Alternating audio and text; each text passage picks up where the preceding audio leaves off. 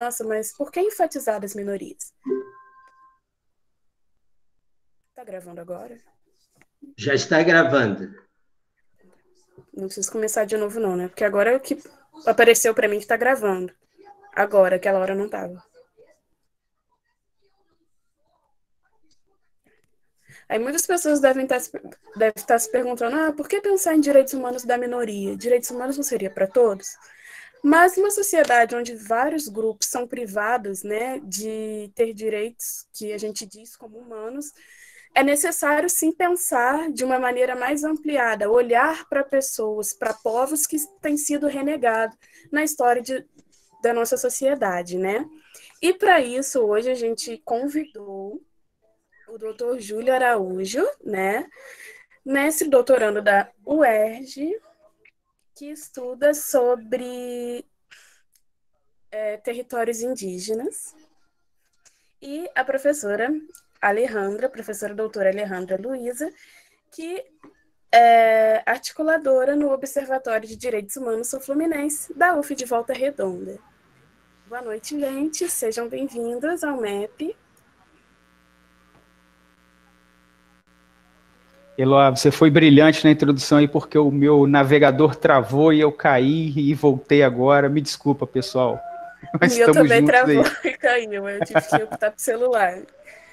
Então, só dando uma pequena introdução, a Eloá já fez a introdução, né, que infelizmente eu não acompanhei, mas eu gostaria apenas de citar um parágrafo aqui no que se refere a direitos humanos, só para a gente passar a palavra aos nossos convidados.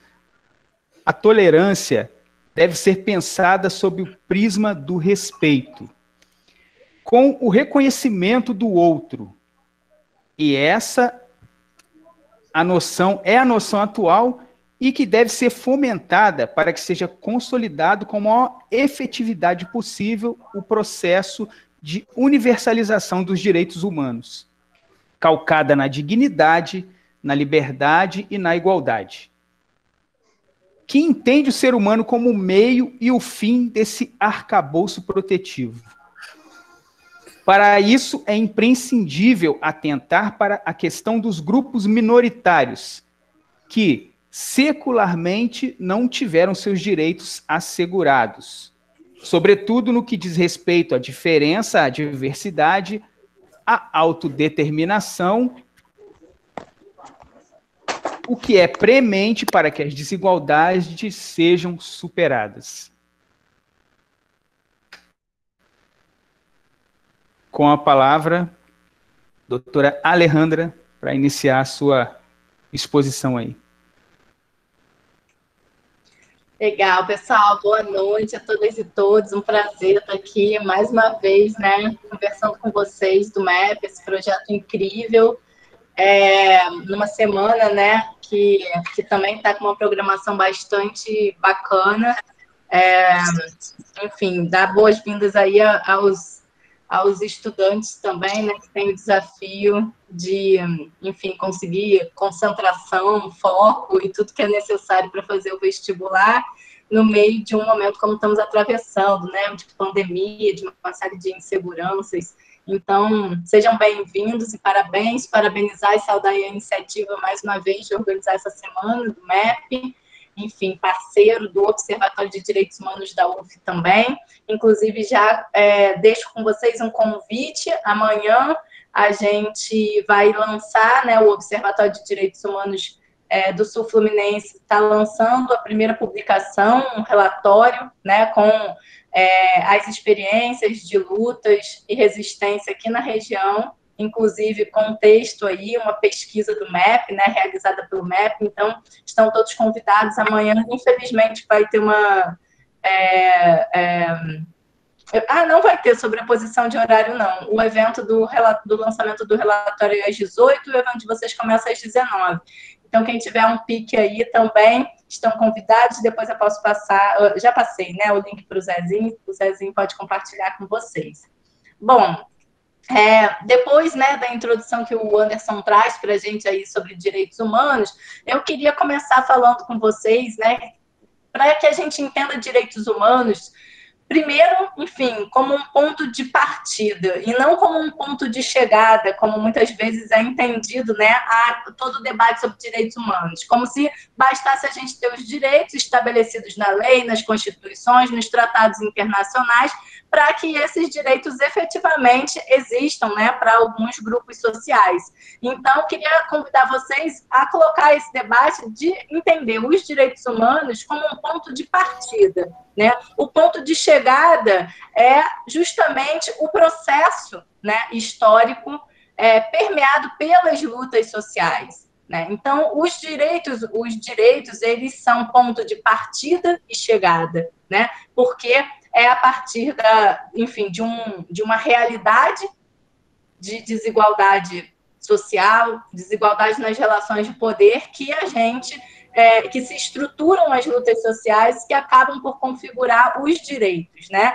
E esses direitos, eles são históricos, né? Ou seja, eles mudam ao longo do tempo, eles não são fixos e eles mudam de acordo, né, principalmente com a intensidade, com a correlação de forças entre os grupos sociais e com a intensidade da organização coletiva, da organização das lutas desses grupos tidos aqui como minoritários. Aí eu entro no segundo ponto, que vale a gente esclarecer, imagino que não seja novidade para ninguém, né? Mas essa, às vezes, causa uma dúvida, né? A gente fala de minorias políticas, e aí, quando a gente vai ver, a gente está falando de mulheres, né? Que são mais da metade da população, a gente está falando de negros, né? Então, peraí, que minorias são essas? A gente entende o termo minorias a partir, né, de grupos sociais que são representados ou subrepresentados, né, sobretudo na dimensão política na nossa sociedade, também que tem menos acesso, né, a determinados equipamentos culturais, enfim, isso tem a ver com a territorialidade, isso tem a ver com a questão racial, isso tem a ver com os debates de gênero e sexualidade, né?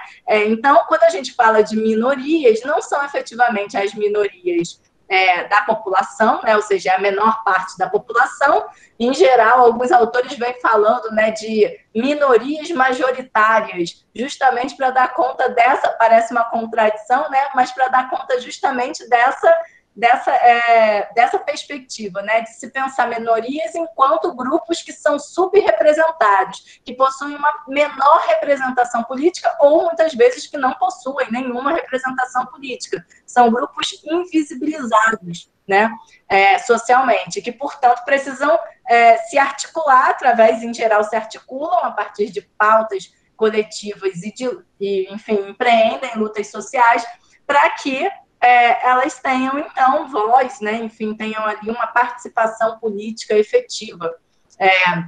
Então, quando a gente fala de minorias políticas, a gente está, sobretudo, falando de relações de poder desiguais, né?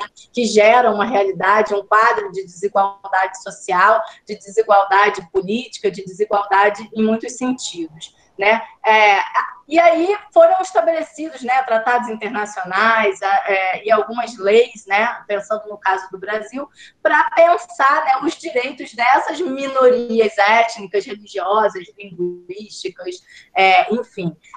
Mas a ideia é que a gente parta sempre, né, da nossa realidade concreta para pensar o caso das minorias e os próprios movimentos sociais que empreendem as lutas fizeram isso historicamente, né, quer dizer, tem como forma de articulação política coletiva a denúncia, né, do quadro de violações aos direitos humanos, ao quadro de violências a que estão submetidos, ou ao quadro de subrepresentação, e passa também por um debate sobre o reconhecimento do Estado dos direitos dessas minorias. Então, passa por um debate sobre políticas públicas, né? A gente pensar o que o Estado deve aos cidadãos e que o Estado deve ser o garantidor de muitos desses direitos, né? Deve prezar por esses direitos.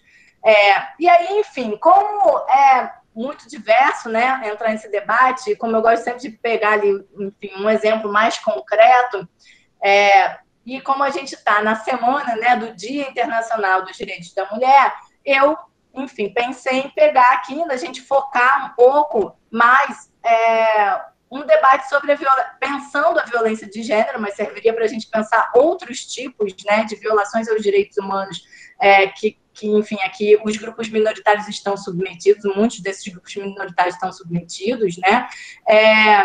E aí pensar, então, a discussão sobre a violência de gênero num país como o Brasil, né? Que aí lidera, né, um ranking de país mais homofóbico, né? Que mata mais transexuais e homossexuais. Um país que lidera aí também o ranking, né, dos países com maior índice de feminicídio. Então, crimes, né, que passam aí, são entendidos como crimes de ódio, ligados à questão de gênero, ou seja, crimes que são cometidos pelo simples fato, né, de ser mulher, ou de ser trans, né, enfim, de exercer determinada sexualidade. Esses crimes são entendidos como crimes de ódio e são hoje, né, tipificados na lei, enfim, não sei se eu uso o termo correto, depois o Júlio corrige aí, mas são hoje, enfim, reconhecidos, né, pelo Estado, e passíveis de penalização, enfim.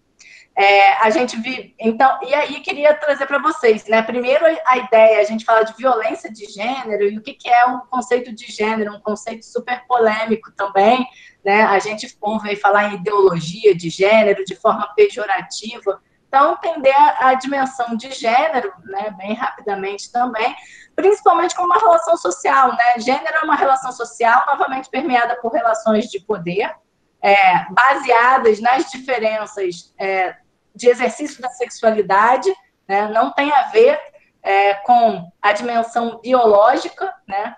Esse debate foi, enfim, colocado ali pela primeira onda feminista, né? A frase clássica lá da Simone de Beauvoir, né? Que vai falar o sexo é algo socialmente construído, né? Não se nasce mulher ou homem, né, se torna mulher, justamente dando a dimensão de que a questão de gênero é algo socialmente construído a partir de determinadas relações de poder estabelecidas a partir da sexualidade, assim como são estabelecidas também por outros viés, como o viés racial, né, bastante evidente num país como o Brasil também. E aí, trazer para vocês alguns elementos também, né? Porque quando a gente debate violência de gênero no Brasil, a gente precisa cruzar com um outro debate, que é a dimensão de sexismo associada à dimensão do racismo, né? Como eu já antecipei aqui também. Então, eu fui dar uma pesquisada agora no mapa da violência, que é um dos grandes, enfim, formas de monitoramento que a gente tem, né, das taxas de homicídios, registros, eles são dados públicos e são lançados, é um relatório que é lançado anualmente. Então, peguei de 2020 para dar uma olhada de como estavam essas taxas de feminicídio e da violência contra a mulher. A gente observa uma redução, né, dessas taxas, mas que, sobretudo no contexto pandêmico, acredito-se que estão sendo mascaradas, né, por uma série de condições proporcionadas aí pelo isolamento social, que fazem com que, por exemplo, o mecanismo de denúncia tenha caído mais de 50%, né? O Disque Denúncia, por exemplo, uma ferramenta, né, usada aí por muitas mulheres que sofrem violência de gênero. Um quadro de que essa violência aí é cometida, sobretudo, contra mulheres na faixa de 18 a 30 anos, então, mulheres jovens, né? Mais um elemento aí também do sexismo, da estruturação do poder do sexismo, né? Que enfim, valoriza mais na sociedade mulheres mais jovens, né, faixas etárias mais jovens. A gente tem, então, um quadro, né, como eu coloquei, de subnotificação, e a maioria dessa violência é cometida nas próprias residências, né, enquanto a maior taxa de homicídios para homens é cometida na rua, para as mulheres, a casa é o lugar, né, onde se sofre violência. E aí, num contexto pandêmico, isso se torna mais grave, né, porque o exercício da violência doméstica, ela aumenta. Então, hoje, como eu disse, né, a questão lá da elaboração também, que caminha junto, né, com a elaboração das leis, pensar políticas públicas, né, de maneira geral, de combate a isso, porque a gente entende que não é só colocar na lei, mas precisa mudar também, né, uma construção cultural de como se entende essa relação. Esse quadro é agravado, né, no contexto de pandemia, em que essas mulheres se tornam mais vulneráveis. E aí eu chego, enfim, no contexto das lutas, né? Como eu disse, se os direitos são colocados a partir das lutas, né? O que essas lutas das mulheres poderiam nos ensinar, aí pensando que estamos justamente na Semana das Mulheres. E a gente costuma pensar nessas diferenças de gênero e o próprio movimento das mulheres, costumou se chamar, enfim, a questão de gênero é um campo heterogêneo, que é permeado tanto por estudos mais acadêmicos, que se tornam, inclusive, populares, circulam essas ideias no senso comum, de maneira geral, e também por um outro campo, que é o campo dos movimentos, das lutas, efetivamente, que também produzem experiências e estão formulando reflexões sobre essas mesmas questões, né?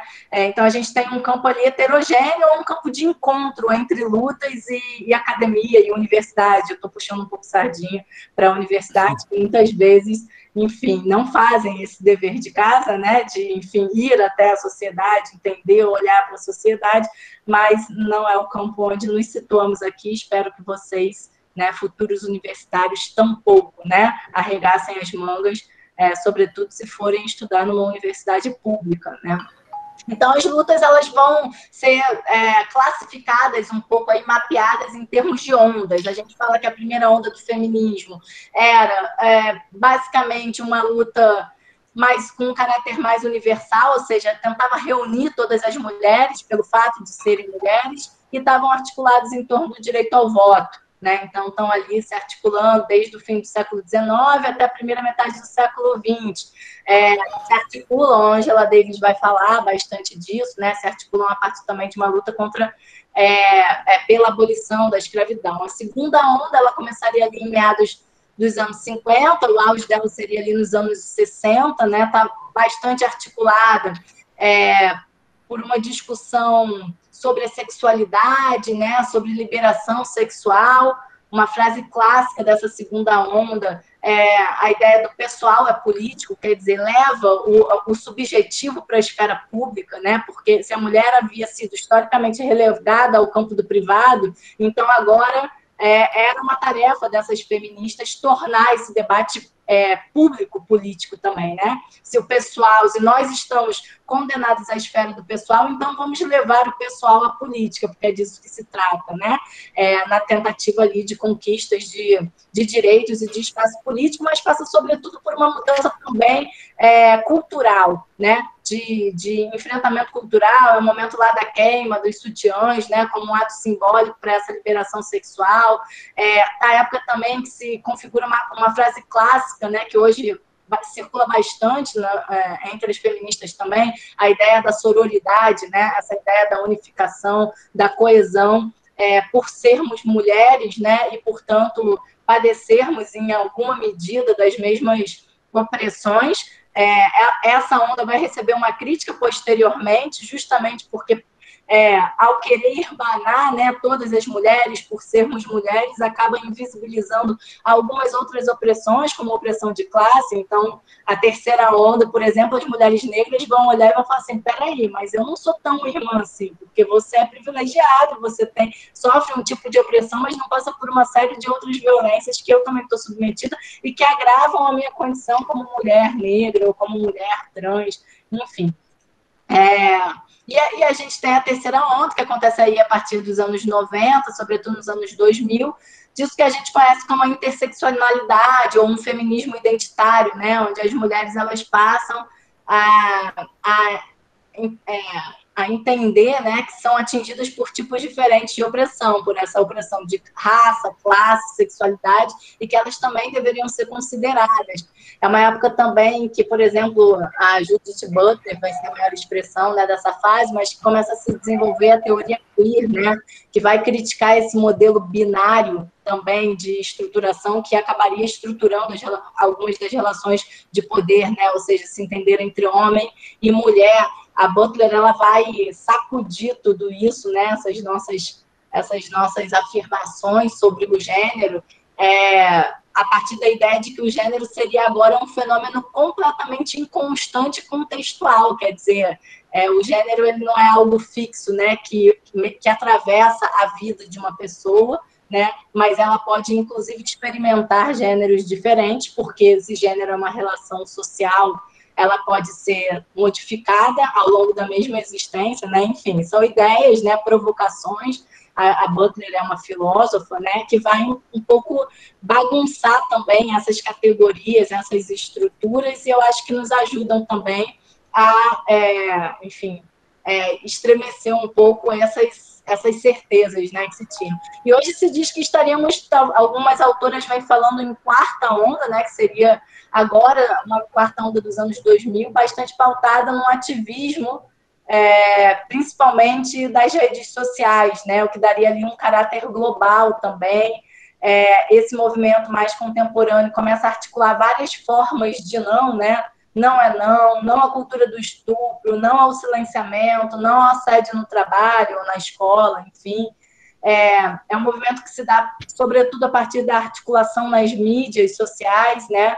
A gente tem um movimento feminista latino-americano bastante forte hoje, com um protagonismo bastante ativo ali das nossas companheiras argentinas, né, que criaram aí o símbolo do lenço verde, né, o pañuelo verde, que conseguiram, né, uma conquista histórica mesmo numa fase de retrocesso na geopolítica internacional, em termos conservadores, pela legalização do aborto, que é um tema polêmico, mas que é uma pauta, né, feminista há muito tempo, enfim. Então, algumas das questões que eu tinha pensado aqui em levantar a bola, né, não aprofundei nada, mas para que gere aí debate, o Júlio também possa complementar com a experiência que ele tem aí com a luta indígena, enfim, e com a própria atuação profissional dele, né, junto a algumas dessas minorias políticas. Enfim, espero voltar aí no debate para a gente conversar mais.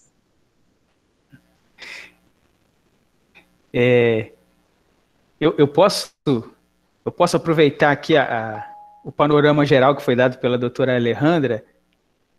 Eu gostaria de perguntar ao doutor Júlio, a gente tem a Constituição de 1988 como um marco nessa questão de garantia de direitos no Brasil, né? Como é que se vê a evolução ou a involução dessas garantias de direito até os dias de hoje? Bom, vamos lá, pergunta fácil. Boa noite, gente. Boa noite a todos, a todas. É um prazer aqui estar com vocês. Agradecer ao Zezinho, do MEP, grande amigo aí, de outras jornadas, tantas jornadas. Saudar o Anderson Eloá, saudar a minha amiga Alejandra, agradecer aí pela exposição, né? Eu vejo algumas figuras conhecidas aí, João Tomás, Danilo. Então é muito legal estar aqui com vocês. Bom, eu vou tentar responder essa pergunta trazendo algum outro aspecto, se você me permite, para falar um pouco sobre a questão das minorias e como é que isso repercute no debate sobre os direitos, né? Tentando dialogar aqui também com o nosso público, né? Eu acho que o que a gente tem que ter em mente quando pensa em minorias, né? É que a lógica dos direitos é uma lógica que tem a pretensão de ser universal, né? De assegurar a todos, indistintamente, os mesmos direitos. Isso tem uma localização histórica, né? Na trajetória do constitucionalismo e na afirmação das revoluções burguesas, né? A necessidade do reconhecimento de direitos, e sendo que no início direitos contra o Estado, mas assegurados a todos, a todas as pessoas, né? No papel, pelo menos. Né? Então, eu acho que a trajetória, né, e tentando dialogar com o que a Alejandra fala sobre as lutas, né, a trajetória dos direitos é a trajetória do enfrentamento em relação a esse descompasso entre esses direitos universalmente assegurados ou a serem assegurados no papel e o descompasso com uma realidade concreta em que esses direitos são assegurados apenas a um grupo, a uma classe social. Então, nós temos uma ideia, né, do direito, que é a ideia do sujeito de direito, né? É uma ideia abstrata de alguém que tem, qualquer um é sujeito de direito, que tem direito à propriedade, tem direito à liberdade, tem direito à igualdade, um contrato, por exemplo, mas, historicamente, esse aparato ele atingia um determinado grupo específico. Quem tem direito à propriedade é proprietário, mas nem todos são proprietários, né? Quem tem direito à liberdade são alguns, outros muitas vezes não conseguem exercer essa liberdade, mesmo liberdade de expressão que sejam, né? Então, a trajetória dos direitos, que não é uma trajetória evolucionista, até porque ela tem idas e vindas ao longo da história, ela é uma trajetória em que as lutas sociais, aí concordando muito com o que a Alejandra está falando, vão colocar em xeque esse modelo universalizante, essa ideia de que os direitos estão assegurados na lei, e, ao mesmo tempo, vão ensejar a criação de novos direitos. Então, de um lado, a ideia de que os direitos assegurados não são assegurados a todos, e, de outro, quebrando, né, a mística abstrata do direito universal a todos os sujeitos, e, ao mesmo tempo, dizendo que é necessário assegurar mais direitos e que esses direitos, muitas vezes, têm que ser assegurados pelo próprio Estado, não apenas contra o Estado.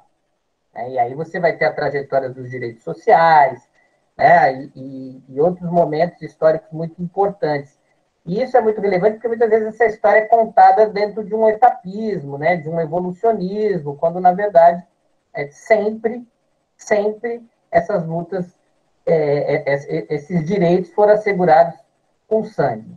Não existe outro mecanismo de garantir direitos, senão por meio de lutas sociais e processos políticos importantes. E esses direitos sociais, os direitos às liberdades, igualmente importantes, o processo de busca de garantia que essas igualdades formais do papel se transformem em igualdades reais, igualdades materiais, dentro desses embates, no constitucionalismo, né, em sociedades como a nossa, ganham capítulos importantes. E nessas ondas, uma onda mais importante, mais recente no trato dos direitos, também é uma onda de lutas por reconhecimento. Né? Não é tão recente assim, mas repercute mais tardiamente nos ordenamentos jurídicos e nas legislações. Né? Uma compreensão da igualdade que vai além do direito a ter os mesmos direitos que aqueles que tinham, não só no papel, mas também de verdade. Né? Então, se num primeiro momento eu queria também ter direito à propriedade, direito à saúde, direito à liberdades iguais, em determinado momento, as lutas históricas, mais de 68, os feminismos, né, os movimentos, os diversos novos movimentos sociais que surgem, eles vão gerar toda uma nova geração de discussão sobre direitos baseados nas lutas por reconhecimento. E aí aí você vai ter um outro enfoque também de igualdade. Né? Até agora você teve até aquele momento, você tinha tido um enfoque de uma igualdade no papel para todos de verdade. Né? Está no papel, mas que seja de verdade para todos. Num outro momento, um enfoque discutindo desigualdades econômicas e sociais, de igualdades para todos, para valer, né? Na realidade. Né? E quando eu falo isso, eu não estou falando que esses movimentos acabaram. Né? Eu digo que essas lutas convivem e estão a todo momento, e não é um etapismo, são dimensões diferentes. Né? E aí você tem uma outra abordagem, que é uma abordagem nas lutas pelo reconhecimento, em que grupos também, além de quererem ser iguais em muitos aspectos, terem mesmos direitos em relação a muitos aspectos, pedem direitos especiais ou que reconheçam as suas peculiaridades em suas trajetórias, sejam questões identitárias, sejam questões relacionadas à participação política e processos políticos. E aí entra um debate que a gente faz muito nos direitos, que é o direito não apenas a ser igual, mas o direito a ser diferente. Enfim, por mais que isso possa comportar muita problematização nessa discussão, mas é o direito a você ter reconhecido, né, reconhecidas, dadas a sua identidade, que você tenha reconhecidos direitos próprios, né, do seu grupo, né? E tem uma frase que é boa, então ela é surrada, mas é boa, né? Que é um pouco o direito a ser igual, né? Quando a diferença nos inferioriza, que é do Boaventura de Souza Santos, direito a ser igual quando a diferença nos inferioriza, mas o direito a ser diferente quando a igualdade nos descaracteriza, né? Então, aí lidando com povos indígenas, população LGBT, mulheres, enfim, você demandar direitos que reconheçam peculiaridades e características próprias de um determinado grupo social. Falo tudo isso para chegar na Constituição de 88, né? Na Constituição de 88, no Brasil, que tinha passado por um período autoritário, por uma ditadura, e, de certa forma, nesses processos e essas ondas de concretização de direitos, ficou um pouco para trás de outros processos do pós-guerra, o Brasil, a Constituição de 88 acaba condensando todas essas dimensões de direitos, né? A Constituição de 88 está preocupada com as pautas da cidadania clássica, né? De assegurar direitos iguais para todos no papel, respeito às liberdades, né? Está preocupada com direitos sociais, está preocupada com um papel diferente e singular do Estado na concretização de direitos básicos, direitos de trabalhadores, direito de saúde, direito à educação e vários outros temas. E está preocupado com essa dimensão também do reconhecimento, né, e da dívida histórica também com determinados grupos formadores da sociedade brasileira, né, notadamente negros e povos indígenas, né, mas sem deixar de afirmar e discutir essas diferenças em relação a outros grupos. E desde a Constituição de 88, principalmente depois dos anos 2000,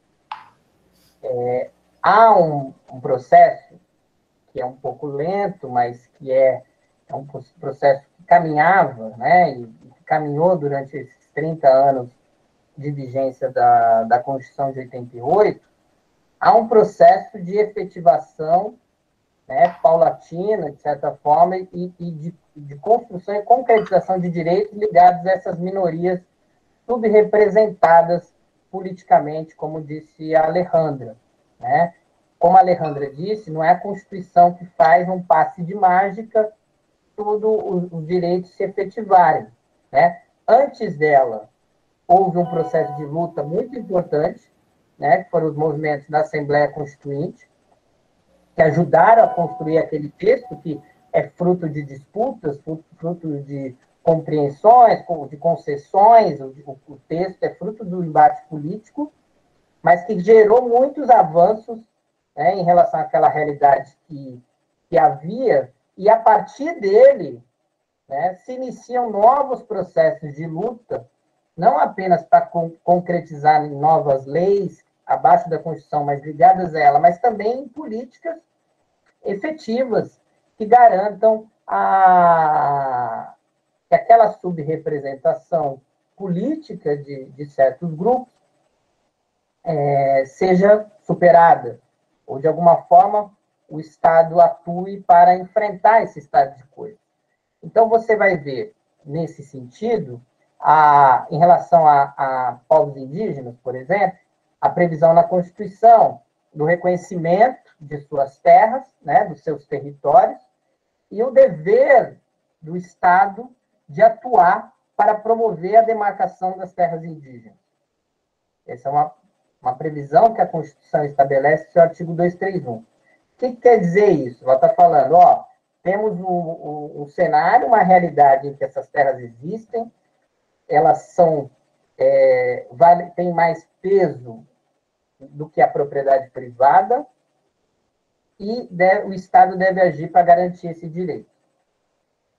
Durante 30 anos, mal ou bem, o Estado demarcou uma boa quantidade de territórios, não o suficiente, principalmente na Amazônia Legal, deixou de demarcar muitas terras e se omitiu em vários pontos. Mas isso, ao longo desse processo, caminhou, fruto da luta, do movimento indígena, caminhou. Né? O que há? Né? E aí, tentando dialogar com a pergunta.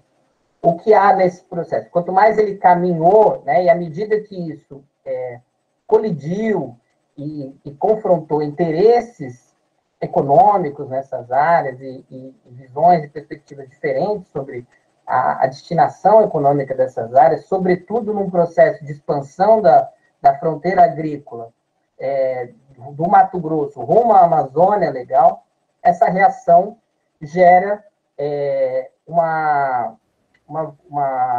oposição muito forte à concretização desses direitos, que se acentua muito, né, principalmente depois do caso Raposa Serra do Sol, em Roraima, e ao longo da década de 10, em várias frentes, no Congresso, no Judiciário, e culmina com a eleição do Bolsonaro, com um argumento que também a Alejandra colocou, que é o argumento da vontade das maiorias. Né? Para que assegurar direitos a esses grupos, que supostamente teriam direitos diferenciados, como eu disse, na Constituição, né, a garantia dos seus territórios, o respeito aos seus modos de vida e tal, para que assegurar esses grupos se as terras são enormes e os grupos são pequenos? Né? Então, se 13% do território é destinado a essa população, só que a população corresponde a 900 mil pessoas. Aí, como é que se resume isso? Muita terra para pouco índio.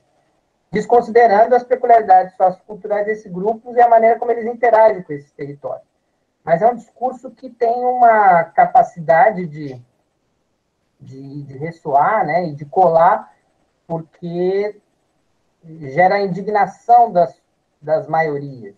Né? A partir do momento que você não entende ou não aceita esse diálogo, essa capacidade de convivência plural numa sociedade que tem uma dívida histórica, que tem grupos que vivem de outra forma, enfim, você favorece esse discurso, principalmente nas regiões mais afetadas por conflito. Então, esse é um exemplo.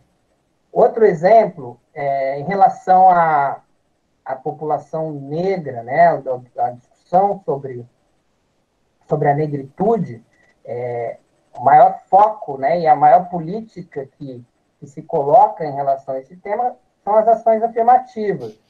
Né? As ações afirmativas, elas tiveram uma atuação, né, começaram na UERJ, nas universidades, tem uma atuação importante, né, do Distrito Federal e tal, mas ela para valer mesmo, quem dá o aval, e, curiosamente, é uma das coisas para a gente se orgulhar nesse processo todo, é o Supremo Tribunal Federal. Né? Ela tem um reconhecimento a partir de uma decisão importante do Supremo Tribunal Federal, e também isso é uma questão interessante para a gente falar, porque no processo político, né, em que você lida com as casas legislativas, onde vigora muitas vezes a vontade majoritária, embora as minorias tenham que ser respeitadas, a Corte, né, o Tribunal Constitucional, né, o Supremo Tribunal Federal, tem justamente o papel, muitas vezes, de assegurar o direito das minorias. Porque como ele não tem compromisso político do voto, né, ele está ali justamente para tentar garantir o direito dos grupos subrepresentados. Isso nem sempre funciona bem, é uma longa história. Mas, nesse caso, funcionou bem. Né? Funcionou bem no sentido de assegurar os direitos em relação às ações afirmativas. Qual que é a reação? Reação similar, né? Muito forte, no sentido, óbvio, o argumento meritocrático, que a gente conhece, que muitas vezes descuida do debate sobre condições iguais de oportunidade, mas também o argumento de que e aí remontando, né, a toda a trajetória, enfim, a maneira como se cultiva essa questão da identidade, que o Brasil não é um país racista, enfim, que pessoas e aí hoje é o debate mais forte que existe, né, a questão da maneira como você faz a política pública ser efetivada, né? Porque antigamente havia firme consenso, inclusive nos movimentos negros, da autoidentificação. E hoje, com as questões das comissões de autoidentificação, tem um longo debate, mas os setores que se opõem à concretização da política vão falar das fraudes, né? Em relação à identidade. Então, esse é um ponto também de tensão muito forte de como essa reação se coloca justamente para você fazer minar uma política que é super bem sucedida, uma política importante, muito bacana, né? Mas que também gera reação. Em relação a questões de gênero, né? Outro exemplo, que também... esses dois exemplos, por sinal, são, acho que talvez, os únicos grandes exemplos de atuação assim, muito singular do Supremo Tribunal Federal em transformar a realidade, que é a união homoafetiva, né? Que é outro ponto que sempre foi fruto de impasses políticos muito grandes, né? E que tem numa decisão do Supremo Tribunal Federal, então pensando em populações LGBT, um impulsionamento muito interessante. E é curioso que a Constituição ela fala lá no artigo 226 do reconhecimento da união entre homem e mulher, né? Como capaz de ensejar direitos, enfim. Mas o Supremo fez uma interpretação da Constituição levando em conta todo esse contexto, toda essa trajetória dos direitos, e reconheceu a união homoafetiva, e eu considero que esse é um dos temas que mais geraram reação e organização contrária, né? E fortaleceu toda uma mobilização anti-minorias, se é que a gente pode usar assim, e trabalhou muito com essa lógica da vontade das maiorias e teve um momento singular, que foi o momento da discussão dos planos de educação. Os planos municipais, o plano nacional e os planos municipais de educação. Eu lembro que eu estava em Volta Redonda nessa época, em que avançou a chamada ideologia, o combate à chamada ideologia de gênero, né? Porque o que se cultiva é o fundamento, o argumento desses grupos. Se inverte o argumento de uma maneira em que esses grupos, na verdade, eles seriam sobre-representados ou que eles possuiriam mais direitos do que outros.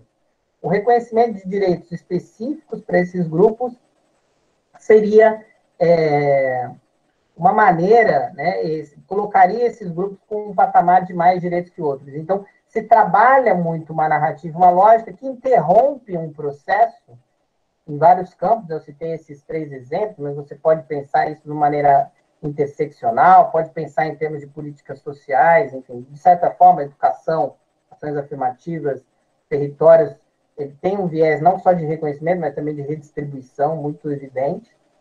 E você tem uma reação de setores que, de certa forma, interrompe esse processo, ainda que lento, né, de concretização do projeto constitucional, né? A gente poderia falar de vários outros temas, mas em que há uma interdição do debate, né, e há claramente, ainda mais agravada pelo fechamento, né, e é fechamento mesmo, a obstaculização de espaços de participação que também foram criados, né, como os conselhos, os comitês, em que esses direitos, as conferências, em que esses direitos poderiam ser discutidos e políticas públicas desenhadas.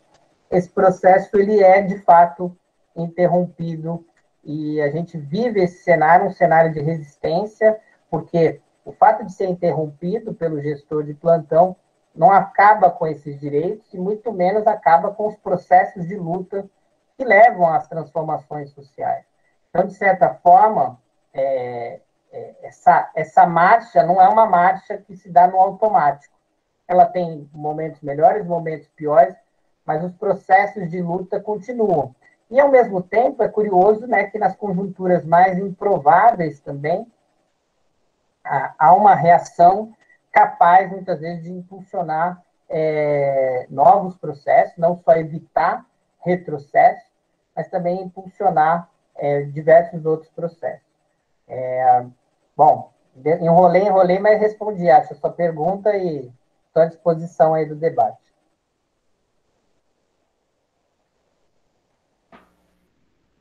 Respondeu bem, sim, doutor Júlio. E agora, considerando o horário, né, que já está seguindo aí, já está ultrapassando aí, eu queria abrir para que os nossos alunos pudessem fazer algumas perguntas, talvez uma ou duas perguntas para os nossos convidados aí. A doutora Alejandra deu um panorama bem interessante, mais geral, sobre essa questão dos direitos humanos, focando a luta das mulheres por igualdade, né? E o doutor Júlio nos deu um panorama mais aqui da nossa realidade brasileira. Bom, então fica aberto aí aos alunos. Quem gostaria de perguntar algo, estamos ouvindo. Por favor, pergunta em áudio, não pergunta no chat, não.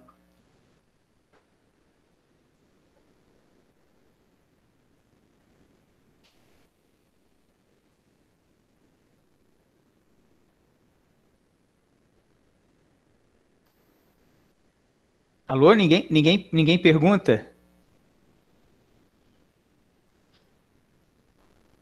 Ninguém quer perguntar, gente. Zezinho, gostaria de fazer uma pergunta? Eu tenho uma pergunta. Opa! É o Moraes? Exato, sou eu. Opa! À vontade, querido.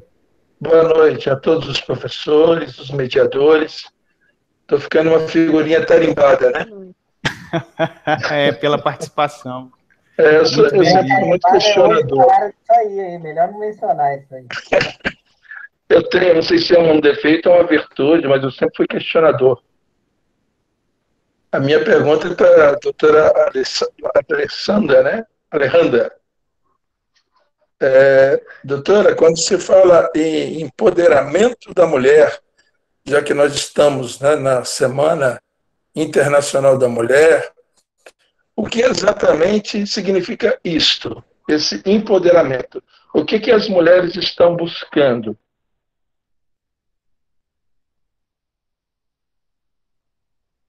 Responde assim, no bate-bola? Eu tinha uma questão para levantar também para o Júlio, aí, uma provocação, para ele poder desenvolver melhor. Aí, como é que faz? Eu tenho uma outra pergunta para a senhora também, com relação à ideologia de gênero. Pode falar. Com relação à ideologia de gênero, né, cada um segue uma lei e eu tenho princípios cristãos. Segundo estatísticas americanas, 46% dos homossexuais sofreram abusos.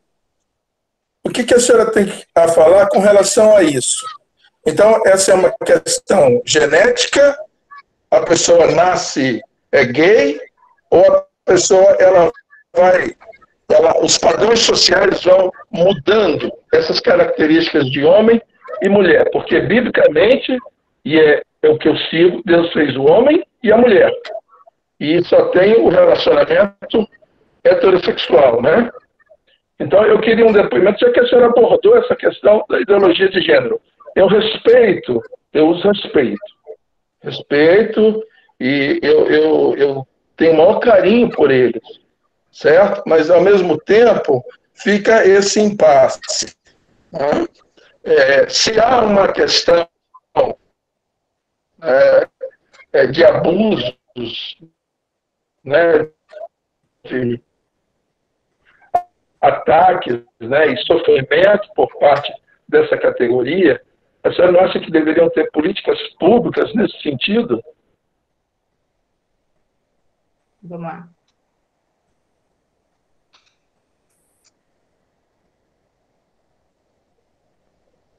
Bom, então eu já posso colocar. Bom, Moraes, vou começar com a questão do empoderamento. Eu não sei se eu usei essa palavra, é uma palavra polêmica, o empoderamento também foi criticado por alguns setores feministas, né? Enfim, porque a princípio quem teria o poder para conceder, né, para alguém, para passar, enfim, é só um termo polêmico, mas a ideia está colocada, né, que é esse contexto de luta por participação política, por representatividade, como o Júlio colocou também, né? Enfim, as lutas elas se tornam lutas identitárias, lutas por representatividade, e as mulheres estão incluídas dentro desse universo.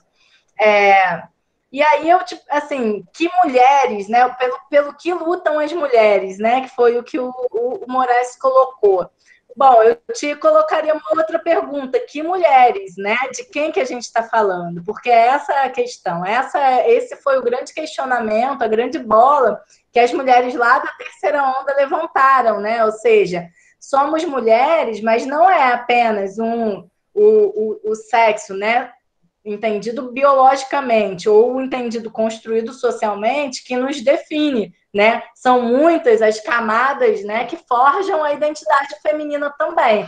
Então, o que é ser mulher é uma resposta que vai variar de cultura para cultura, de tempo histórico para tempo histórico, né, de classe social para classe social. Então, a primeira coisa que a gente precisa pensar é que mulheres são essas que a gente está falando, né? Em que contexto histórico elas estão inseridas, para a gente poder compreender por onde passa essas demandas, né? E esses pleitos por representatividade, participação ou, enfim, sobrevivência em muitos casos, né? Como os dados que eu comecei colocando no contexto de violência contra a mulher, né? Ou seja, às vezes passa pela própria existência, né? Os crimes de ódio são crimes voltados contra a existência pelo fato de serem mulheres.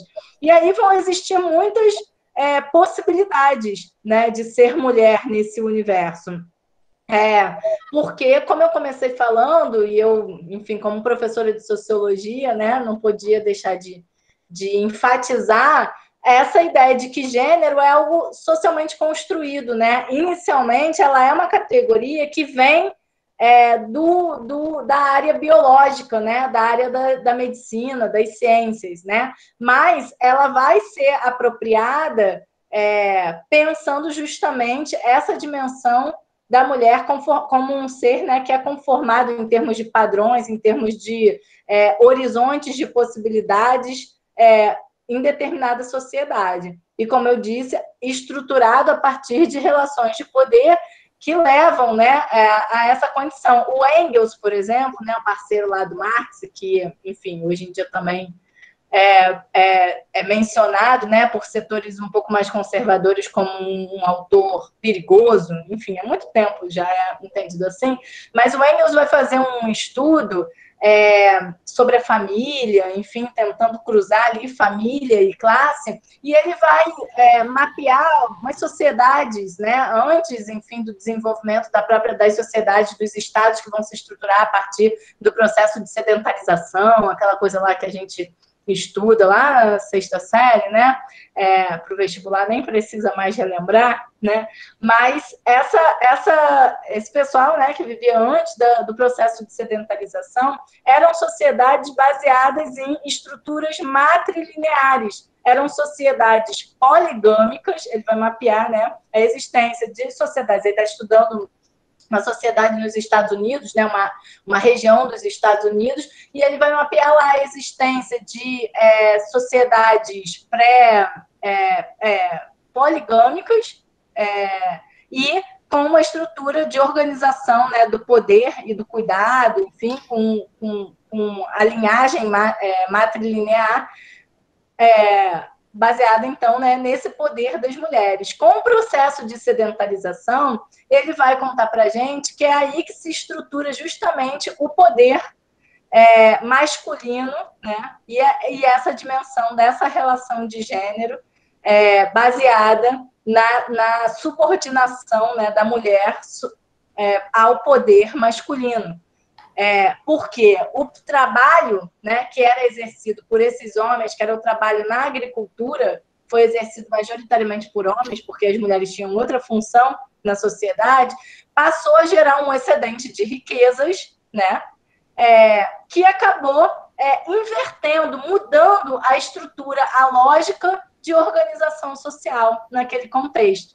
Então, eu estou trazendo esse exemplo para dar um exemplo concreto de como as sociedades elas se modificam historicamente, né? E como essas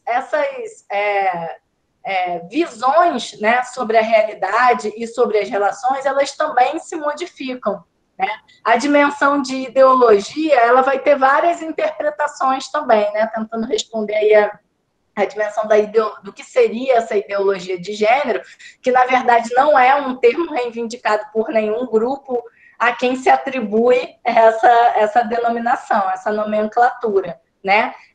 Então, a dimensão ideológica, a ideologia, né, ela seria uma explicação sobre a realidade de forma a não considerar a historicidade dos seus processos, ou seja, apresentar determinada realidade ou determinada informação, determinado dado sobre a realidade como algo natural, como o que realmente é, né? Enquanto a gente, historicamente, precisa buscar, né, quais são as raízes que conformam determinada realidade, né? Então, bom, a questão da ideologia de gênero, né, e o próprio debate aí, a terceira onda feminista, ela vai trazer um debate sobre sexualidade e vai incorporar aí as outras dissidências, né, as outras dissidências de gênero, que seriam justamente os transexuais, os travestis, né, enfim, e a luta homossexual se desenvolve em diálogo e muitas vezes em paralelo da própria luta feminista, né, desde os anos 70, sobretudo no contexto dos Estados Unidos. Então, existem já, enfim, o acúmulo, né, que se dá de que a sexualidade ela varia de sociedade para sociedade. Esses padrões de sexualidade variam de sociedade para sociedade, né? Então, não tem nada a ver, assim como o sexo, ele não é explicado apenas, as divisões de gênero, enfim, as divisões entre homens e mulheres não podem ser explicadas apenas por uma questão de sexo, ou seja, de habilidades, né, de capacidades, determinados trabalhos que homens podem exercer e mulheres não podem, né? Não existe nenhum argumento, né, de que uma mulher não teria capacidade ou não poderia exercer um cargo de liderança numa multinacional, por exemplo, né? Inclusive não tem a ver com força, não tem. E a gente tem uma série de outros exemplos, né, que vão sendo evocados, mostrando mulheres que, enfim, têm mais força física do que homens, né? Então esses padrões eles estão ali para serem desconstruídos.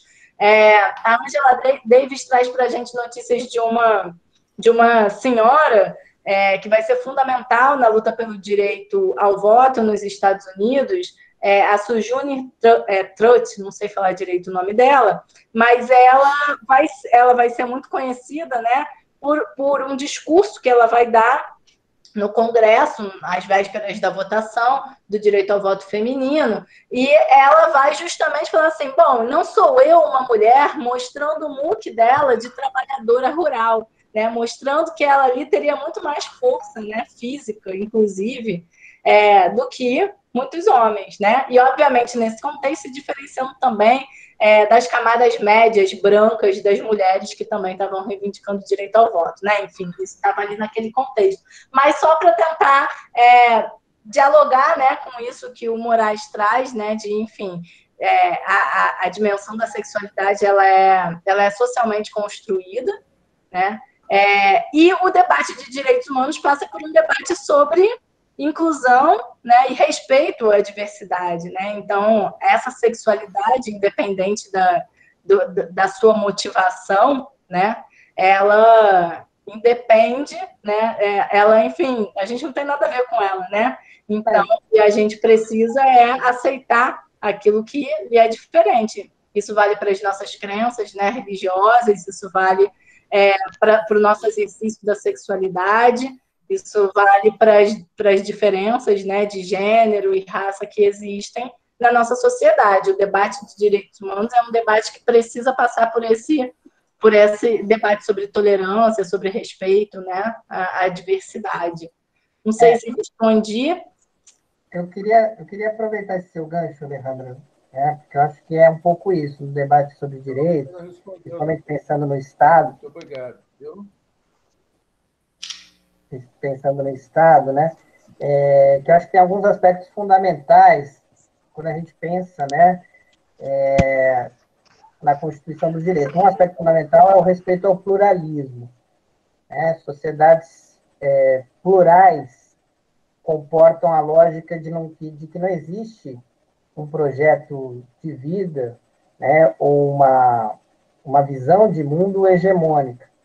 Não existe o Estado, né, não impõe a ninguém um modo de ser ou um modo de pensar no mundo. Né? E um outro aspecto importante para a gente discutir isso é a laicidade do Estado. O Estado ele não patrocina, né, não avoca para si nenhuma religião, o que não significa que ele, e isso está totalmente ligado ao pluralismo, não significa que ele não respeite as religiões. Ele respeita as religiões, assim como respeita a falta de religião ou o ateísmo. Ele respeita todas essas visões de mundo e essas preferências ou naturezas das pessoas. E esse debate de ideologia de gênero, que a gente nem sabe o que mas é uma movimentação política que teve muita relevância, não só no Brasil, né, na própria América Latina, muito forte, em que se tenta, como reação ao reconhecimento de direitos de grupos, no caso, grupos LGBT, que são grupos que, historicamente, subrepresentados, que sofrem violências cotidianas, que sofrem, muitas vezes, uma discriminação e falta de acesso, não só no ambiente público, mas também no privado, e a gente tem que ressaltar que direitos fundamentais incidem também em relações privadas, né? A gente não pode achar que a pessoa pode fazer o que ela quiser com o estabelecimento comercial dela, ou que ela pode fazer o que ela quiser com os empregados dela, né? E muitas vezes a gente vê discussões nesse sentido, porque os direitos fundamentais das minorias também incidem nessas relações. Eles são direitos que devem ser observados também nas relações entre particulares. E a chamada ideologia de gênero, ela tenta inverter, como reação, justamente aquilo que eu falava sobre a necessidade de que grupos subrepresentados ou vítimas de processos históricos de subalternização ou discriminação tenham direitos ou políticas respeitados. E aí se tenta dizer que o Estado, de certa forma, estaria patrocinando uma condição de gênero, uma orientação sexual. O que, primeiro, né, os movimentos LGBT, grande maioria, embora esse debate sempre possa acontecer, reivindicam a orientação e não a opção sexual. E o que se está em discussão não é a imposição do Estado em relação a um comportamento ou ao respeito, ao mais respeito a uma natureza ou outra.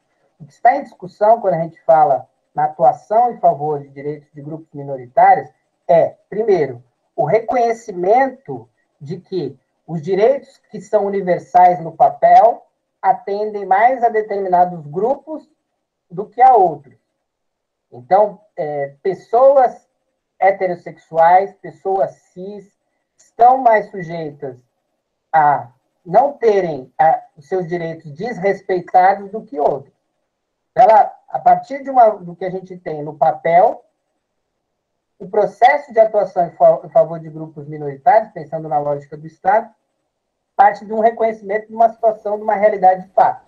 E por isso que precisam de políticas ou de respeito a direitos, né, de uma forma diferenciada. Porque processos históricos fizeram com que a sociedade seja desigual em várias facetas e que, para, de certa forma, enfrentar esse cenário, o Estado, podemos concordar ou não, é um aliado, ou pode ser um aliado na transformação dessas realidades. Então, eu acho que o que está em questão nesse debate é um pouco isso. Agora, como reação a processos em que você valoriza certas identidades sufocadas, ou que você favorece acesso a direitos por grupos sociais minoritários que sofrem certas opressões, os grupos que estavam confortáveis na sua condição, ou que achavam que o seu pensamento deveria ser o pensamento hegemônico ou oficial, eles reagem. E aí nós temos embates, né? Embates, muitas vezes, que são pautados por mais discriminação e aumento da desigualdade, e muitas vezes, claro, de forma inconstitucional. Então, eu acho importante abordar isso, porque o que está em questão também, né, nesse debate é não pensar, não pretender que o que a gente pensa é o universal, que o grupo do qual a gente faz parte é o universal.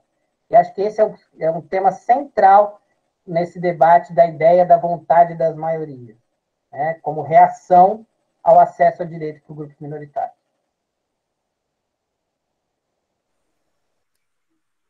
Então, gente, continuando, a gente tem pouco tempo ainda, mas tem 2 perguntas aqui no bate-papo. Então, eu vou ler. Aí você, Alejandra, e você, Júlio, podem se organizar e ver quem quer responder, se cada um vai responder uma, ou se vão responder em conjunto, tá bom? Oi, Lá. A gente ainda tem porque eu não botei. Eu tenho uma pergunta também, posso fazer por microfone. Pode ser depois das perguntas do chat, é porque eu levantei a mãozinha aqui. Eu não sei se isso aí estava valendo como inscrição. Essa aqui, ó. Eu vi agora. Eu vou fazer as 2 moças que mandaram aqui no bate-papo primeiro, viu, Danilo? E se ainda der tempo, a gente responde eles respondem a sua também. É porque senão a gente vai estourar o limitezinho de tempo, viu? Peço desculpa, eu não tinha visto. Mas vamos lá. A pergunta é da Thaísa Souza. Ela pediu desculpa porque ela está sem microfone. Mas a pergunta é a seguinte: vocês acham que o ativismo nas redes sociais tem contribuído para a diminuição da violência contra as minorias, como também para a efetivação das políticas destinadas a este combate? Posso ler a outra ou vocês querem responder essa primeiro? Melhor fazer o bloco, né? Aí já põe o Danilo também. Então tá. E da Júlia Pinheiro Abrantes, que perguntou: gostaria de saber a opinião de vocês sobre os casos de ataque contra as vereadoras trans do estado de São Paulo. E Danilo, pode fazer a sua pergunta, então, pra gente finalizar. Então vamos lá. A pergunta é para os dois, né? Vamos dizer assim que ela parte de uma premissa, que é a premissa de que possivelmente a maioria, mas pelo menos boa parte da população brasileira é de fato muito conservadora, né? Em relação a várias questões das minorias, enfim, da questão das opressões, né? Por que eu estou dizendo isso? Porque, né, se o país bate recorde de violência contra a mulher, bate recorde de violência contra a LGBT, se é um país que tem tanto problema de racismo, então a gente chega à conclusão de que boa parte da população de fato é conservadora. Eu até acho que a gente poderia discutir essa premissa, porque será que os setores populares são efetivamente tão conservadores assim ou não? Ou essa coisa é uma coisa que vem mais de uma questão estrutural das instituições que são assim? Enfim, isso seria um outro debate. Mas, a princípio, a população é muito conservadora. E a minha pergunta é: até que ponto, na opinião de vocês, que essa luta, essas questões que precisam ser resolvidas no Brasil, serão resolvidas, digamos assim, através do Estado, né? Por via de legislações, por via de governos, etc. Se é por aí que a gente vai caminhar para resolver essas questões. E eu estou perguntando isso porque porque eu acho que a gente acaba vivendo uma contradição muito séria no país. Porque o conservadorismo ele está sendo politicamente instrumentalizado. Então você tem setores que têm interesses econômicos, por exemplo, de privatização, de retirada de direitos dos trabalhadores, enfim, vários interesses, e eles instrumentalizam a pauta dos costumes, né? Então instrumentalizam, né, a, a questão do machismo, a questão do preconceito contra a população LGBT, né, com fins de chegarem ao poder e, uma vez colocados no poder, implementarem a sua agenda, né? E o que acontece? Quando a gente vê a militância no Brasil, acaba acontecendo um movimento um pouco contraditório, que é assim, muitas vezes a militância tem uma espécie de tolerância zero, né?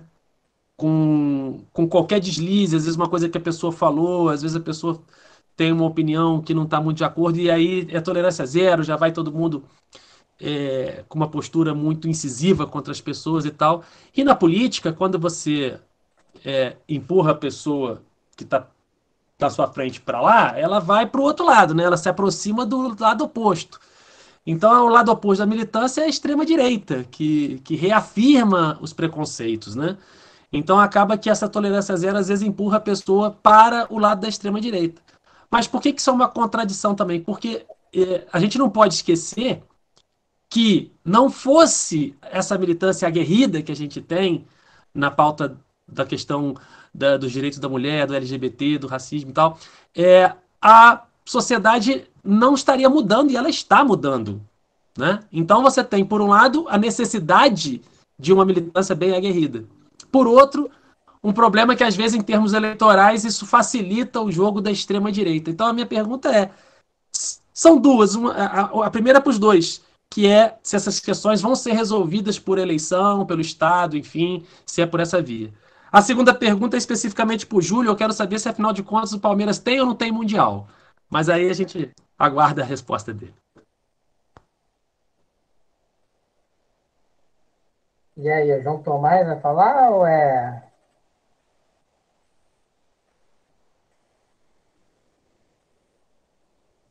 Eloá, Anderson, segura aí. Vamos manter o nosso tempo. Quem não perguntou, depois vai conversar com o doutor e com a doutora. Por favor. Quer falar, Alejandro? Quer que eu fale? Pode trocar, pode inverter. Vamos lá.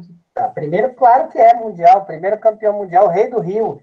Rei do Rio. Os caras queriam mudar o nome do estádio para Rei Pelé, tinha que mudar para Breno Lopes. E enquanto vocês discutem, a gente empilha a taça.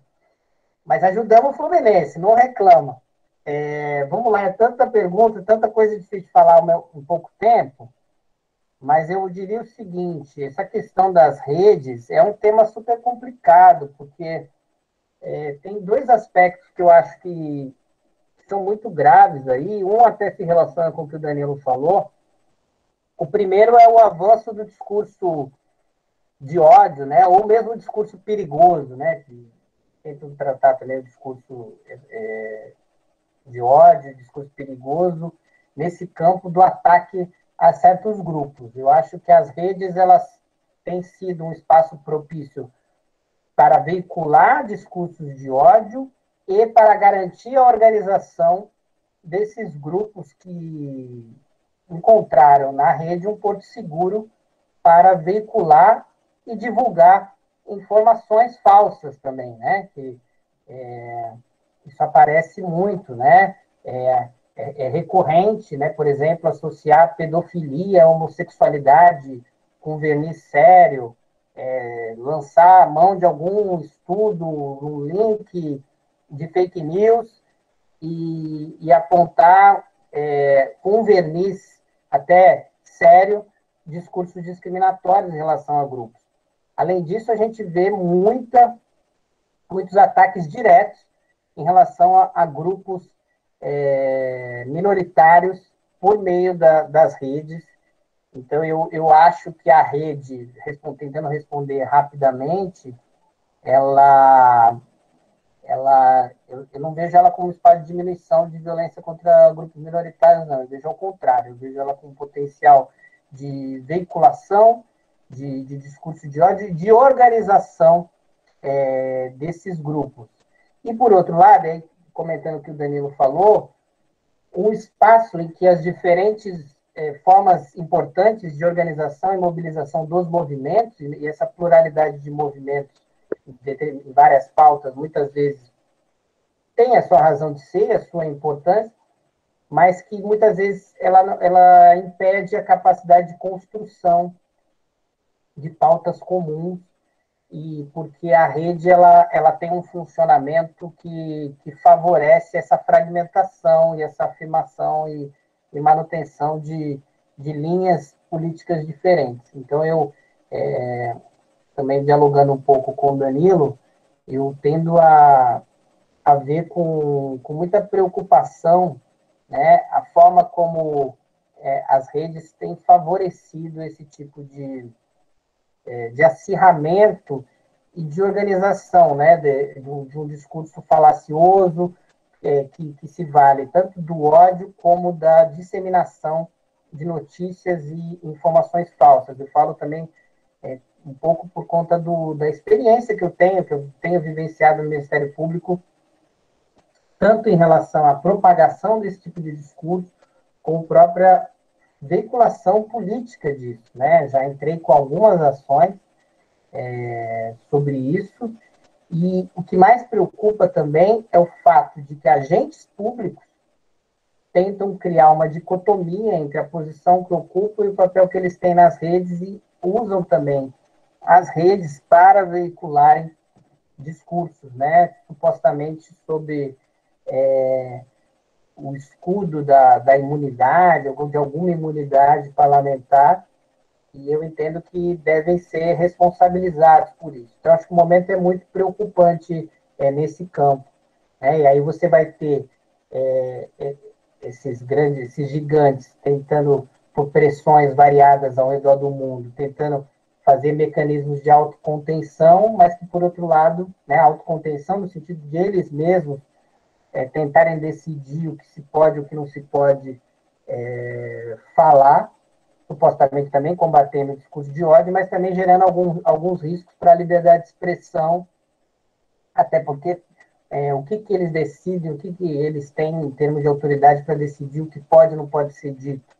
Então, a gente vive uma tensão em que arenas privadas, de certa forma, mas que têm um alcance e um interesse público imenso, né? Eu mesmo falei de como os agentes públicos se valem desses espaços, discursos de ódio que são veiculados, grupos que se organizam por meio dessas redes, e grandes grupos econômicos que administram essas redes tentando conter esse discurso para, de certa forma, se proteger de regulações, e gerando um grande debate sobre a liberdade de expressão e sobre a democracia. Ao mesmo tempo que ela é fragilizada numa ponta, ela pode ser fragilizada na outra.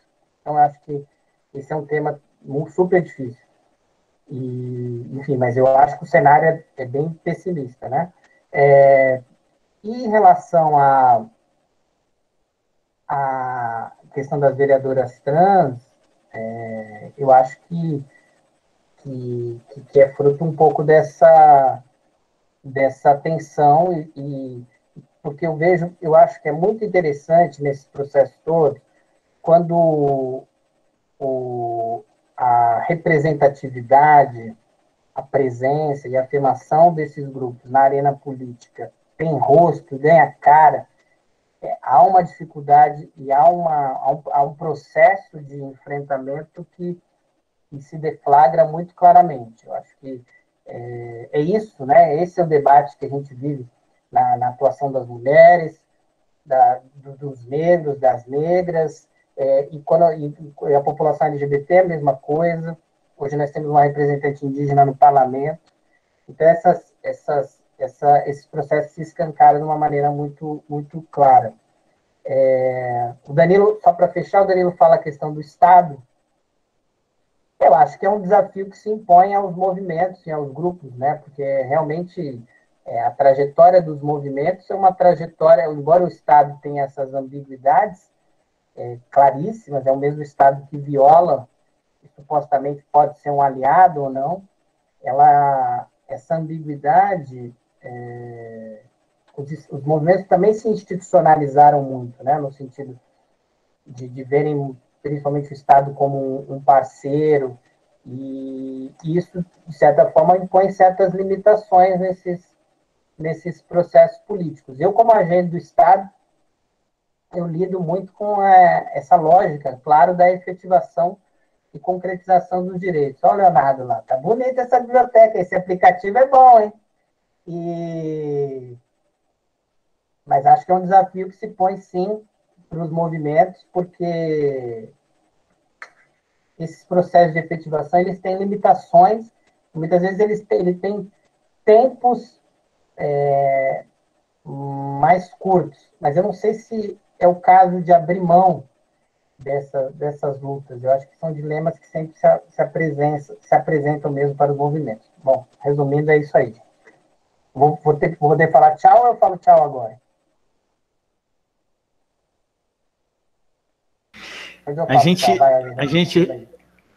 A gente realmente já está precisando se encaminhar para o final aí, devido ao nosso teto de horário, né? Mas, assim, a sala é nossa, entendeu? Então, o pessoal pode ficar bem à vontade, os alunos que já estiverem precisando sair, estejam à vontade também, e o pessoal permanece aí, se os nossos convidados quiserem permanecer, a gente pode prolongar um pouco esse assunto. O João Tomás está pedindo a fala ali, né? Mas, perdoe aqui a questão de ordem. Alejandra dá uma palavra e você fecha aí, porque vai ficar estranho ela não falar agora. Eu gostaria de... Sim, não. Agora ela vai responder as perguntas que foram feitas anteriormente. Perfeito. Legal, pessoal. Eu vou ser breve, eu estou vendo que o tempo está já estourado aí. Acho que o Júlio colocou muito bem, assim, não sei se eu concordo em tudo com relação, enfim, eu também olho um cenário, enfim, geralmente sou uma otimista, mas realmente o Brasil não está colaborando, então também olho esse cenário de avanço, né, das fake news e, enfim, toda a indústria que produz isso, com um forte pessimismo, né, para os setores progressistas, mas o ativismo nas redes sociais em si, né, pensando sobretudo os movimentos sociais, né, o poder que as redes oferecem para os movimentos como uma área mais ou menos livre, né, em que você consegue acessar públicos diversificados, o próprio fenômeno, né, de youtubers e, enfim, que vão tentar pautar um debate mais progressista, enfim, pode ser um aliado, né? A única ressalva que eu gostaria de fazer, que, por exemplo, o Harvey vem apontando para a gente, é que esse ativismo virtual, ele tem muitas potencialidades, né? Ele guarda muitas potencialidades no sentido de uma conexão para além do próprio território, né? Então, vai possibilitando essa conexão em redes mais amplas, também uma velocidade, né, de efetivação das denúncias às violações aos direitos humanos, enfim, e sobretudo de articulação política mesmo, né, para além de encontro com outras experiências e a partir dali possibilidade de construção de outros cenários. Mas uma coisa importante que o Harvey sempre alerta a gente é que não existe movimento, né? Não pode existir um movimento bem-sucedido capaz, né, de intervir na realidade social sem a rua, né? Ou seja, o território ele continua sendo importante, né? Esse ativismo nas redes sociais ele não é suficiente em si mesmo, né? Ele não pode parar por aí. Então, eu fui lá, eu repliquei um post, e aí, beleza. E aí eu estou lutando contra o Bolsonaro, ou contra a violência, enfim, né? Precisa se efetivar de outras maneiras, né? E a rua é uma maneira, enfim, onde os movimentos sociais performam, né? Onde os movimentos sociais se reúnem e mostram, em alguma medida, a sua força, a sua capacidade de articulação também. Então, essa dimensão da materialidade, ela continua sendo fundamental para a gente pensar as lutas políticas e os movimentos sociais e essas potencialidades que os movimentos guardam, mesmo num cenário adverso. A questão do ataque às vereadoras, né, um cenário, enfim, que não é... Infelizmente, não é novidade, né? A gente assistiu já a 2 eleições, ataques e assassinatos a candidatos de partidos progressistas, né? Enfim, infelizmente faz parte de um cenário. E eu acho interessante ver, né, observar, em certa medida, a construção, né, o Estado elitista, o Estado classista, ele sempre produz inimigos, né? E a gente dizia que, bom, desde na época da ditadura militar, era um inimigo político, esse inimigo, enfim, enfim, eram ali os grupos estudantis, né, grupos ligados ao Partido Comunista e tal, era um inimigo político, a construção de um inimigo político. E a gente costumava dizer que depois do processo de redemocratização, né, de retorno à democracia, a gente tinha agora uma mudança de inimigo. Agora o inimigo era pobre, né? Não era mais um inimigo político que tem uma ideologia, que quer construir o socialismo, porque o socialismo mesmo nem existia mais, né? Com a queda do Muro de Berlim, mas agora o inimigo era o próprio pobre, né? Ou seja, o trabalhador de maneira geral. E com isso, em alguma medida, a gente observa novamente, né, a construção de um certo inimigo político, que seriam esses grupos que estão levando adiante, né, pautas dessas minorias políticas, né, que estão levando adiante esse debate para os espaços, as esferas de política estrito sensu, né? Então, pensando nessa construção também política, né, desses constrangimentos, enfim. E a questão do Danilo, enfim, eu respondo, né, o Estado é suficiente, ou como é que fica essa relação entre movimento e Estado, é cooptação ou não é?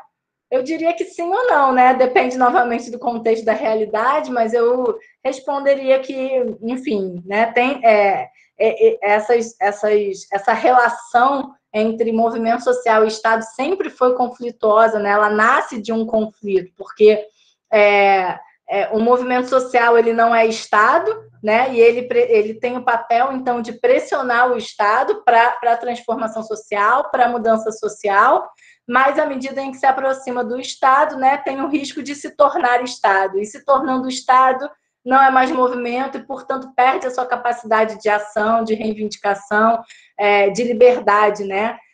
Então, é um movimento complexo, um movimento de disputa, ao mesmo tempo, um movimento social não existe, né, ou nunca existiu sem o Estado. E aí debater, né, é esse mesmo papel, né, dele, de lutar pelas transformações históricas em que ali são articuladas por esse Estado. Então, é o grande desafio, né, o grande desafio que os movimentos têm, de conseguir estabelecer um canal de comunicação com o Estado, de maneira a conseguir, né, essa representatividade. A gente não tem observado muito essa capacidade, né? Talvez esse daí seja o debate polêmico de toda a era PT, né? O que gera também essa reação bolsonarista e conservadora que a gente vem vivendo, né? Enfim, pautado aí por um forte antipetismo. O que é o antipetismo e o que é o bolsonarismo? Acho que a gente ainda também não tem tanta clareza sobre essas questões, mas essas disputas, elas certamente sempre tiveram colocadas e encontraram um contexto, né, para se manifestar após, eu acho que esse momento de forte polarização política. Então, por mais que a gente sinta, né, que enfim, essas minorias políticas vêm sendo cada vez mais ameaçadas, a gente sinta, né, e veja concretamente isso acontecendo, com o aumento dos índices de violência, enfim, uma série de razões, a gente, enfim, são eventualmente, né, desses contextos de violência extrema ou de aprofundamento dessas desigualdades que a gente pode encontrar aí enfim, uma reação. Enfim, aí mencionando, né, do ponto de vista... O problema é que os movimentos sociais e a discussão, né, que acaba sendo pautada acaba reproduzindo a lógica de um salvador, né? Então, talvez aí a gente beba ainda muito, né, fazendo uma provocação aí ao Matheus, dessa matriz religiosa mais tradicional, digamos assim, né, em que, enfim, a gente continua buscando a figura de um salvador, né, a absolvição do Lula, por exemplo, sem dúvida é um fato a ser comemorado, né, mas imediatamente todos falam, bom, então a absolvição do Lula virou Lula 2022, né, E aí a gente precisa pensar também o que é isso. Vamos ver, vamos observar como os movimentos sociais vão se posicionar diante disso também agora, né? Enfim, diante de uma mudança de cenário político, mas que acaba sendo polarizado em duas figuras, né?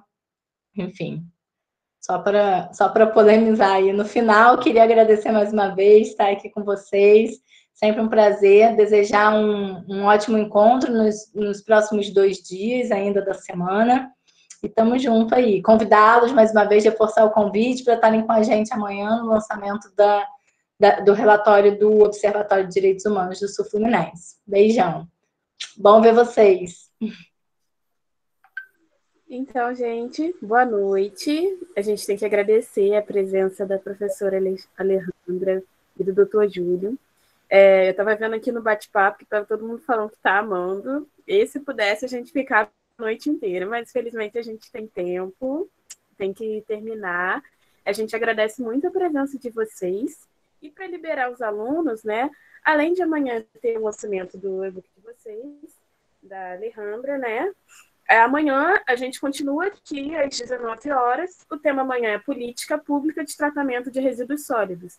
E nós vamos ter 3 convidados. O Dr. João Elvésio de Carvalho, que é defensor público do Estado, e o Dr. Cláudio Luiz dos Santos, que é defensor público federal, e a professora Josinete Maria Pinto, do Coletivo Economia Solidária e do Fórum de Justiça.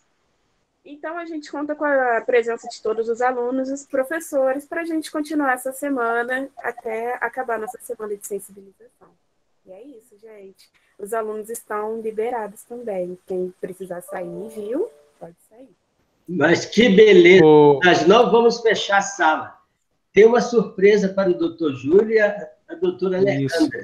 Tem alguns amigos que os dois fazem e fizeram em Volta Redonda no tempo que eles estavam aqui. Como nós temos um tempinho, embora eu tenha muito compromisso daqui a pouco, eu gostaria que... Eu vi o Jerônimo, vi o Furrupa,